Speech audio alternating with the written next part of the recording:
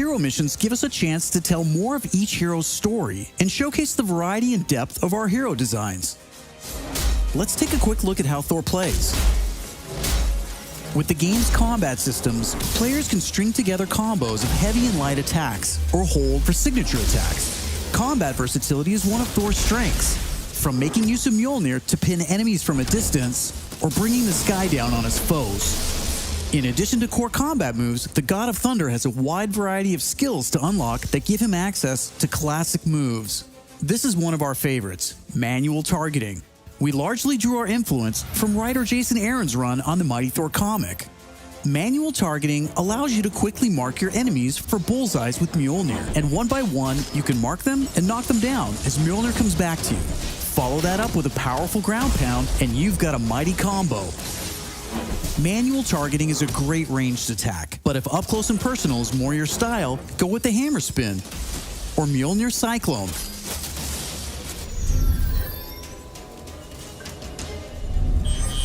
Heroes have 3 special heroic moves: Assault, Ultimate, and Support. When designing our heroics, we started with the signature moves from the comics and movies that we've always wanted to play.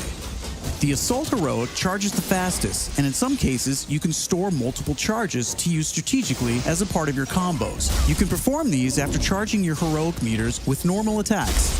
For instance, Natasha's Assault heroic is Widow's Bite, which is an electroshock projectile move you might recognize. You can see Nat using it right here. Each hero also has a unique support heroic that's designed to enhance co-op and team play. For example, Thor's support, Warrior's Fury, lets him channel the power of the gods to supercharge his Odin force and grants a period of invulnerability for nearby team members. You can see this in action when Iron Man gets the buff as he flies through Thor's support. Ultimates take longer to charge, but they're definitely worth the wait. They have more screen clearing power, and some even have residual effects, like Thor's Bifrost Ultimate. Thor's Ultimate heroic channels the power of the 9 realms, and his Bifrost taps into Muspelheim to bypass unbreakable shields, allowing Thor to use the power of the Bifrost Bridge to do maximum damage. We know everyone plays differently, so we have melee, ranged, aerial, and ground combat skills to tailor your hero to your playstyle. As your heroes earn experience, they gain access to new skills. Skill points allow you to unlock new moves, combos, and even new versions of attacks. As you build up your heroes, you begin to see how unlocking and mastering the separate core skills offers a ton of depth and variety on its own for every hero.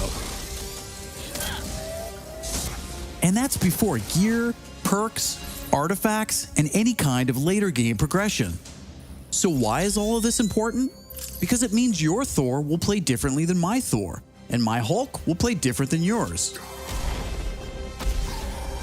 Another way to customize your heroes is with gear. We've previously talked about the different rarities and how perks will give you powerful modifiers for even more customization. Some perks apply special damage like plasma or gamma, or cause status effects like Shrink, which will shrink enemies and reduce damage and defense. You can see Iron Man using gamma gear in this shot, and eagle-eyed fans probably noticed his laser sweep was green instead of red. Nope, that wasn't a bug. When you have gamma gear equipped, it grants a bonus damage modifier and changes the emissive color of your attack. And voila, green lasers. We know that if you look good, you'll play good. The Crystal team has really enjoyed creating all new outfits for these heroes and drawing from Marvel's 80-year history to bring so many classic outfits to the game. Each hero has dozens of outfits drawn from some of the most recognizable eras and story arcs. You can earn them over the course of the story campaign by completing missions and deciphering patterns. There's Iron Man's suit from the 2014 Original Sin storyline. or Donald Blake, which is a nod to an alias of Thor's who first appeared in 1962's Journey into Mystery issue 83, or Tony's Stark Tech outfit that was inspired by the Bleeding Edge armor that first appeared in Invincible Iron Man number 25 in 2010. While there are a ton of outfits you'll earn just by playing, some will require completing iconic mission chains to earn each hero's iconic outfit, and some outfits will only be available in our online marketplace. You can even customize your attitude and let out your inner Hulk with the right emote. I don't think that's canon. Those are just some of the ways you'll be able to build and spec out your heroes. Okay, I think it's time for another trailer. This one gives us a first look at how all that customization is especially fun when you play together. This is Co-op and Warzones. I can't believe it! AIM is firing on the Air Force! These adaptoids of his, they harvest their powers through the torture of these Inhumans. Georgie boy is gearing up for war. Programmable power under our control. No more heroes. The entire world is in terrible danger. Time is here.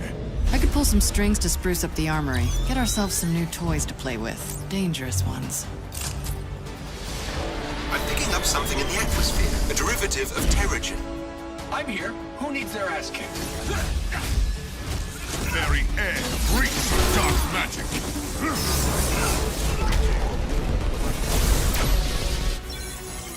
Kamala, smash! Everyone smash!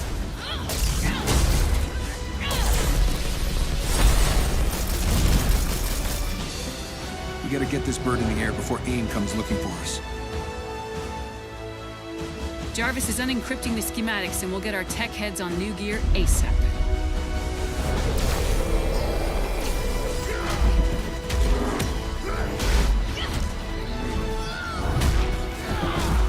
Look at all this. Which nation state is AIM planning to go to war with?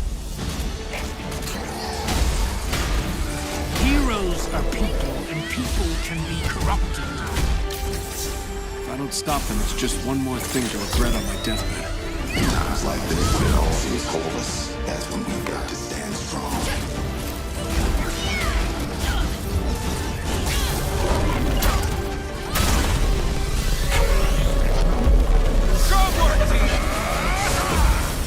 You want to see powers?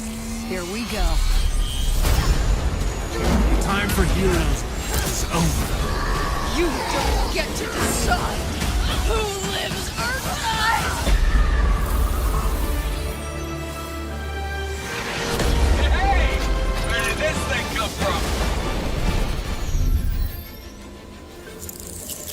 So far, we've talked about the story, hero missions, and customization. Now, let's talk about Warzones.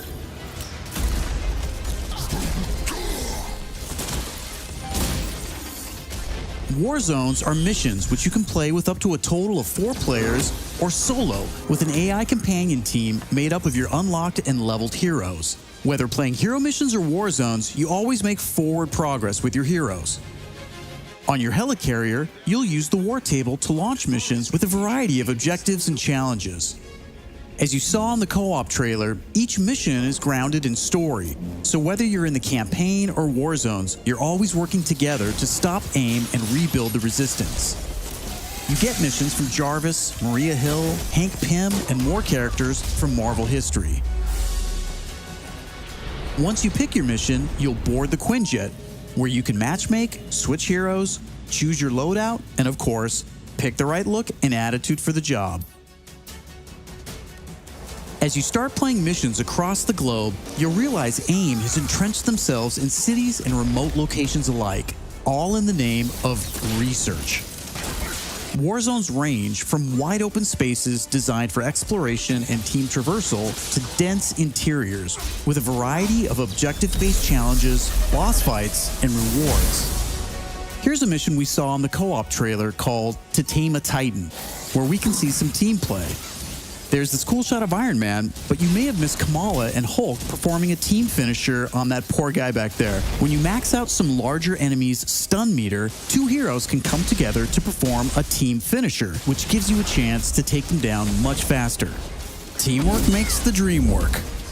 Living the hero life is all about growth, getting stronger and better equipped to play smarter, and there are plenty of upgrades to help you do just that. As you progress through the campaign, you'll also be rebuilding and upgrading the Chimera, your helicarrier, which is your own flying base. The Resistance is a group who have banded together in the 5 years since A-Day. Some are inhuman and have powers, some are former SHIELD agents who refuse to pledge allegiance to AIM, and some just want to help. What is this place? We call it the Anthill. Not my idea. You'll join their cause in the field by working directly with factions like the Inhuman Alliance and SHIELD agents Dum Dum Dugan, Nick Fury, and more. Earning faction reputation will give you access to new challenges, Hey, Avengers. Hill has something she needs your help with. new vendors, and more powerful items. There will always be new threats on the horizon, so you want to ensure your Avengers are ready for anything. We've talked about a lot today, but that's kind of the point. This is a really big, ambitious game. Marvel's Avengers isn't just a global, high-stakes race to rebuild the Avengers, to save the Inhumans, and uncover the truth about AIM's plans. That's just the beginning. This is a brand new original Avengers single-player story that you can enjoy on your own, made the Crystal Dynamics way. But it's also an experience you can play with your friends that will grow as we add new heroes, new regions, and new story, all at no additional cost. Thank you for following us and believing in us. I want to give a big shout out to our community. Thank you for caring and telling us what you think. We're listening, and as fans ourselves, we're all working every day to make Marvel's Avengers worthy of your support. Please stick around after the show to ask questions and chat. On behalf of the whole Marvel's Avengers team, thank you for tuning in to the first Marvel's Avengers War Table. In the coming months, we'll talk about our first post-launch hero, our upcoming beta, and of course, our launch, when Marvel's Avengers arrives September 4th. I'm Casey Lynch, and I'll see you next time.